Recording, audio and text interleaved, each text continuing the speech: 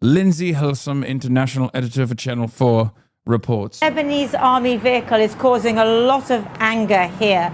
Israel says that the Lebanese army vehicle was driving suspiciously towards an Israeli position. Well, hang on. Israel is occupying Lebanese territory, and surely the Lebanese army has the right to drive around its own territory, specifically because there is supposed to be a ceasefire between Israel and Lebanon, Hezbollah to one side.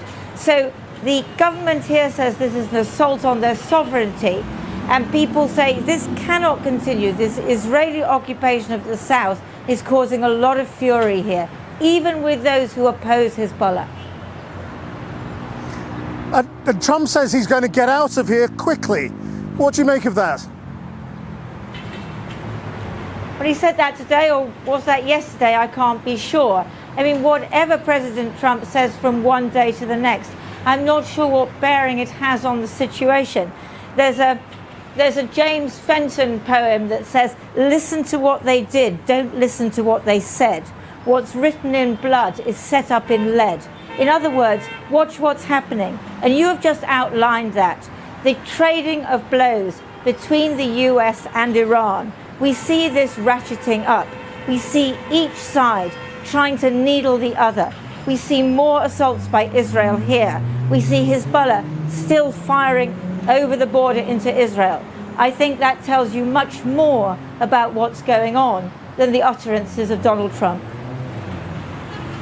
Lindsay Hilsum in Beirut. Well, earlier I spoke to Hossein Kanani Moghadam, who is leader and founder of the Green Party of Iran and a former senior commander of the IRGC.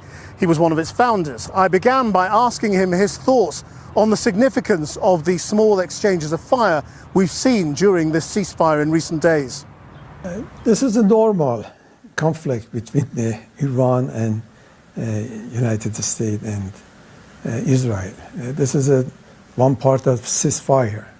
All the time during the war between two countries, I think the just only resolution for solve the problem between Iran and United States, not Israel, just Iran and United States, that's an international solution. But at the moment, the process seems deadlocked. There's no progress. You're stuck. What do you believe is the way to break the diplomatic deadlock now? We have some precondition for the continue the negotiation. And this guy's your uncle? Moghadam is me? That's my name? That's my uncle Lamau? Oh my God. That's crazy. The diplomatic way. One of that is that the war must be Tell Unc not to wear fucking slippies, bro. I know he's at home, but that's crazy. Unc is out here wearing slippies on Channel 4, bro. That's crazy. Put some shoes on, Unc. Unc was like, I gotta be cozy on Channel 4. I don't give a fuck.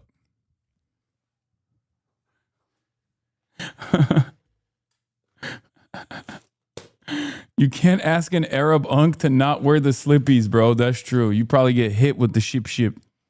It's okay. Every Iranian is Unc, but that's straight up my Unc. I got it, bro. You don't have to keep doxing yourself. Jesus Christ, you got so excited. Chatter's like, Uncle mentioned. This is my Unc. This is my Unc. He treats C4 with the respect it deserves. None.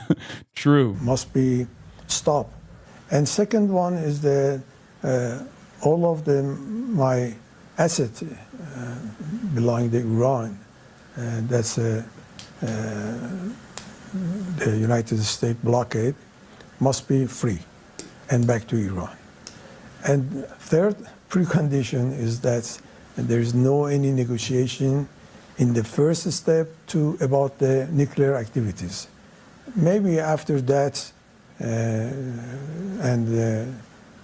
sign an agreement between Iran and United States, maybe start the negotiation for the nuclear activities. But at this time, this is a red line. These are very maximum demands. You know, there's no reason to believe America would give in to all of that. Yes, it's not maximum demand. It is a limited and minimum demand. For example, they have to pay for the damages. So Iran wants damages. Yeah. How much? I don't know at this time, but we can calculate it. For example, many of the refinery, many of the gas station, many of the properties and infrastructure damaged by the United States. By the way, these are not maximalist demands at all. A demand for reparations to the party that actually fucking won the war is perfectly appropriate. What are we talking about? Oh, these are maximalist demands. Also, yeah, Pentagon sees growing espionage threat from Israel. Bruh. No way, dude. What? The Defense Department has increased the counterintelligence threat assessment to its highest level, and Israel is believed to have eavesdropped on American negotiations with Iran. You don't say. Israel has stepped up its efforts to eavesdrop on senior U.S. officials, including Steve Witkoff, President Trump's top negotiator, Elbridge Colby, the Pentagon's top policy official, and Mike Domino, the Pentagon's top Middle East official, per New York Times, citing new intel reports. A Defense Intelligence Agency report was drafted after incidents in which American defense personnel in Israel detected that software to tap their communications had been surreptitiously installed on their phones. No, you don't say. What? Guys, I'm shocked. Shocked, I tell you. What? No. No. They would never do that. What do you mean? We better merge those militaries fast. By the way, they're doing this to Steve Witkoff, who's already sympathetic to Israel. They're doing this to administration figures who are already sympathetic to Israel, for the record. And they're doing it so that they're sympathetic appropriately. You know what I mean? Like, oh, God forbid you think out of line, you step out of line in these negotiations processes. Like, these are guys who are already fucking pro-Israel. At this time, I think more than $2 trillion. If this deadlock goes on, how long can Iran hold out? You know, according to the defense strategy and doctrine of the Iran, we are ready to continue the war until minimum 10 years. We are ready. We know very well about the United States. They want to attack against Iran directly by the Israel. From on that time, we prepare and many capability and capacity about the economy and like that. What about oil, though? I mean, you're unable to get Iranian oil through the Strait of Hormuz. How are you able to sell your oil? When I was the IRGC, I visited all the island and the Strait of the Hormuz. From that time, we prepare many facility for how we can export the oil without Strait of the Hormuz. You know, Alan, we have many pipeline for export the gas and oil, and to other countries, neighborhood. For example, Pakistan, Afghanistan, Iraq, Tajikistan, Turkish, and many of the countries. They need the oil, they need the gas, and we can prepare inside the Iran and export it, transfer by the pipeline. Do you think the people will be prepared to wait a long time? He's got a CRT monitor. Yeah, respect. Unk, bro. This is Unk. He's got clogs on. He's got the CRT monitor in the background. He's got books. This is Unk City. This is literally peak Unk status. For peace. Iranian people, they believe if they staying and paid the cost for that, it's better than the white flag surrender. They know very well. Thank you very much. Thank you very much. Right now, there are Top Iranian official. Trump and Iran's supreme leader will not meet. It brings me no pleasure to report, but Israel is up to Israel shit once again. Here's the New York Times report on it. Pentagon sees growing espionage threat from Israel. Guys, shocking revelation. I mean, this will shock your conscience. You will be confused. You'll say, what do you mean? Israel, small nation. Is small being Israel? What are you talking about? Israel, greatest ally of the United States. Israel, greatest country on the planet.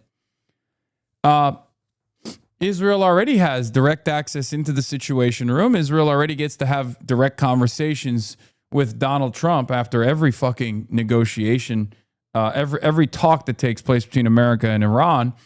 And yet that's not enough. They want to also have, full-blown 24/7 surveillance. Pentagon is sounding the alarm over the increasing spying threat on American officials from Israel. Meanwhile, Congress is working to give Israel even more access to the U.S. military. Sick. This is good. This means that there's real ruptures, however, between the American side and the Israeli side, because let's be real, if the New York Crimes is reporting on this, that means the Pentagon wants this out there, okay? That means the State Department and the Pentagon are having a little bit of a problem with the amount of unprecedented access and influence Israel might have with the top of the government. Read this as a sign that the voices that are critical of Israel are gaining a little bit more influence, or at least frustrated enough to leak this information to the New York Times to allow this to be reported. Recent U.S. intelligence reports have raised concerns about Israeli spy agencies eavesdropping on American negotiators working on a peace deal with Iran, amid rising concern over a more general counterintelligence threat by Israel. I assume Trump will probably say that's not true, they're not doing it, or depending on what he says about this, depending on what his statement on this is, we can measure the temperature in the room between the Israeli side and the Trump administration. Because this is a known thing. This has always been the case, right? Israel is always spying on Americans and certainly Americans in power. That's not even remotely surprising. What's surprising is that the New York Times is writing about it. What that means that there's some people inside of the State Department or inside of Pentagon, depending on how they wrote about this, I don't know. I mean, I guess it's intelligence reports, so probably coming from the intelligence community that is leaking information on purpose to the New York Times. So the public knows about it, so that Trump gets questioned about it. This is a way for them to... this means, just like with Dan Cain initially, before the Epstein Fury operation was launched, when Dan Cain couldn't make inroads with Trump directly in those rooms, he went to the media. There's no guarantee that this means Trump will actually... This doesn't mean that Trump is pissed off about this, for the record. It's entirely dependent on how Trump reacts to this that I will make an assessment on where the relationship is.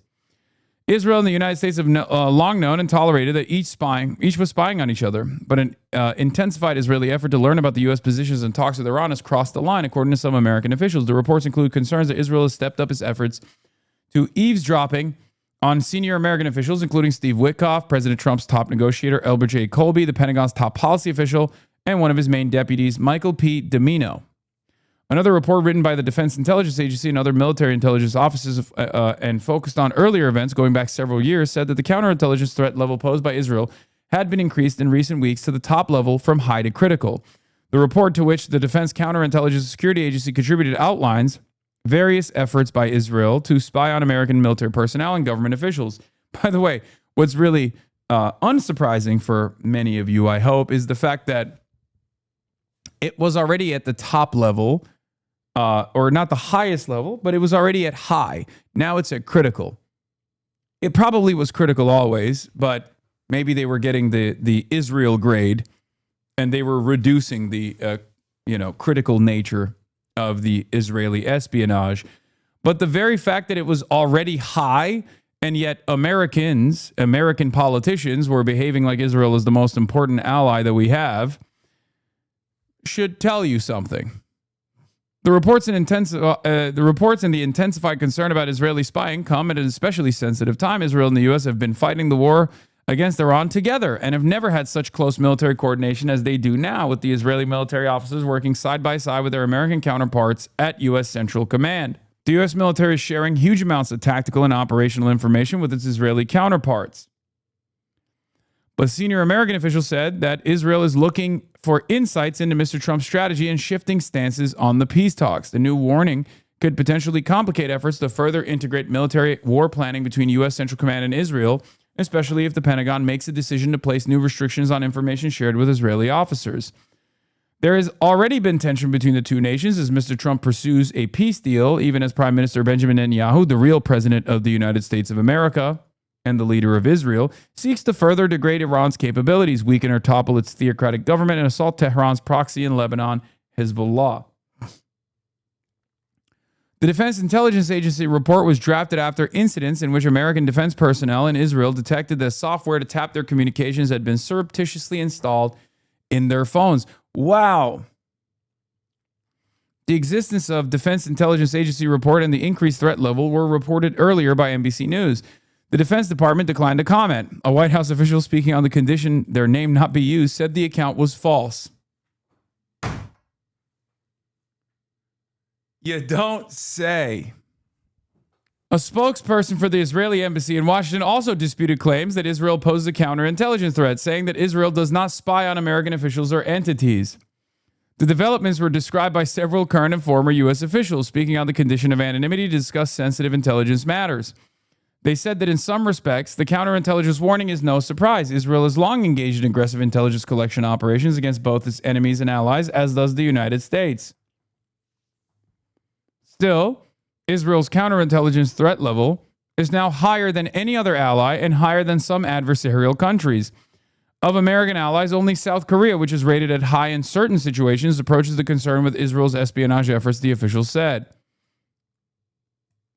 The aggressiveness of the Israeli intelligence collection on top U.S. officials during the second Trump administration has been unhinged, one senior official said.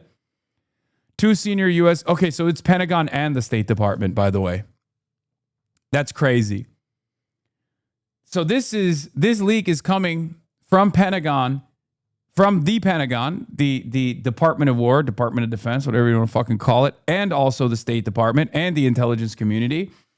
This is quite literally the entire American defense apparatus screaming, both internally and now also externally, about the way that things are going. And the only reason why this is happening, I suspect, is because Trump is just not listening to the warnings. He's just not listening at all. Because this information is a well-known secret, okay? It's not a secret at all. Two senior U.S. military officials said that American personnel, particularly those serving in Israel or with Israeli counterparts, were well aware of the counterintelligence risk before the new report. The officials who spoke on the condition of anonymity to discuss internal assessments said the U.S. personnel employ a range of security procedures and protocols to help counter the threat and to protect their cell phones and other electronic devices, especially while traveling in Israel, but declined to describe those measures in detail for security reasons. Cooperation between the two militaries is very close, but each side also needs to keep its most sensitive information secret. At the U.S.-led Civil Military Coordination Center in Kiryat Gat, Israel, for instance, American and Israeli military and diplomatic personnel work side by side to enforce the Gaza ceasefire and to facilitate humanitarian efforts. But the building also has a U.S.-only floor and an Israel-only floor where personnel from each country can discuss the most sensitive topics. Sure. Yeah, the U.S.-only floor is definitely not bugged into oblivion, and so is the Israel-only floor. I believe that as much as I believe that they're enforcing a ceasefire. Well, I guess they're not trying that hard. The report says counterintelligence incidents began increasing in late 2024 as the Biden admin pressed Israel to curb its attacks on Gaza and continued in 2025 as the Trump administration weighed options to attack Iran. The report, which incorporated contributions from a number of military intelligence agencies, also details several episodes in recent years. In 2021, the Israeli military intelligence officers were caught planting listening devices at DIA headquarters. Last year, officers from Shin Bet, Israel's domestic intelligence agency, were discovered to have tried to plant a listening device in a Secret Service vehicle. While the DIA document does not explicitly discuss the peace negotiations, other recent intelligence reports have raised concern about Israelis listening to Mr. Witkoff and other top negotiators as they try to reach a long-term agreement for a peace deal between the U.S. and Iran. The tendency of some senior Trump administration officials to fly on private aircraft, to conduct national security business on their personal phones, and to reject staffing from U.S. embassies abroad made them especially vulnerable targets for the spy services of allies and adversaries alike, said a former U.S. official. The other current officials also acknowledged the use of personal cell phones by top American officials and made them easy targets for eavesdropping. The U.S. and Israel were largely aligned at the beginning of the Iran war, with Mr. Trump endorsing Mr. Netanyahu's long-sought goal to push the theocratic government from power, but their war aims quickly diverged as the United States focused more on trying to erode Iran's military capabilities to force concessions at the bargaining table, while Israel hoped the Iran hardline government would lose its grip on power. It is not entirely clear why Mr. Colby, who is in charge of Pentagon policy, would be a target. It's not, but he is one of the most prominent proponents inside the U.S. government of a restrained foreign policy. Mr. Domino is in charge of Pentagon policy for Middle East, making him a person of natural interest to Israel.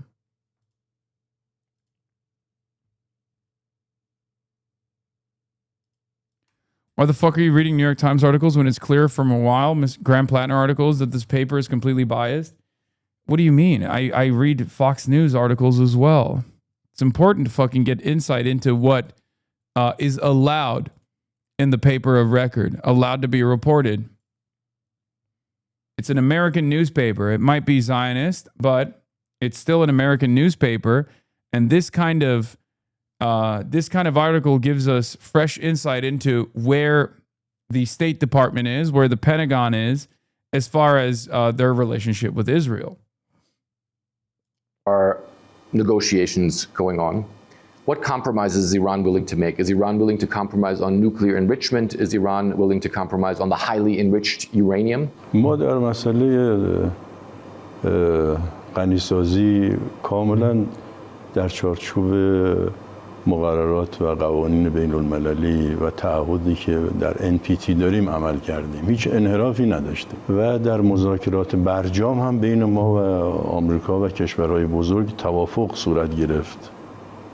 آقای ترامپ اومد اون رو پاره کرد. لذا الان ما شک داریم که آیا هر نوع توافقی در رابطه با غنیسازی با آقای ترامپ این پایدار میمونه یا پایدار نخواهد موند. و لذا ما از اصرار آقای ترامپ کاملا مشکوکیم که دنبال چی است، چون ما در چارچوب مقررات بین الملل تا کنون عمل کردیم و اصرار آقای ترامپ برای ما کاملا شک آور است. در این مرحله از مذاکرات ایران هیچ صحبتی در رابطه با غنیسازی با آقای ترامپ نداره. این مرحله از مذاکرات باید به نتیجه برسه. This stage of negotiation, though, is taking a long time. The Trump administration says that Iran is going very slow to reach a memorandum of understanding. Is Iran deliberately making this process slow? توپ تو میدان آقای ترامپ. ایشون مذاکرات با بنبست مواجه کرده. اولا که قواعد مذاکره رو رعایت نمیکنه. یعنی در مذاکره باید شفاف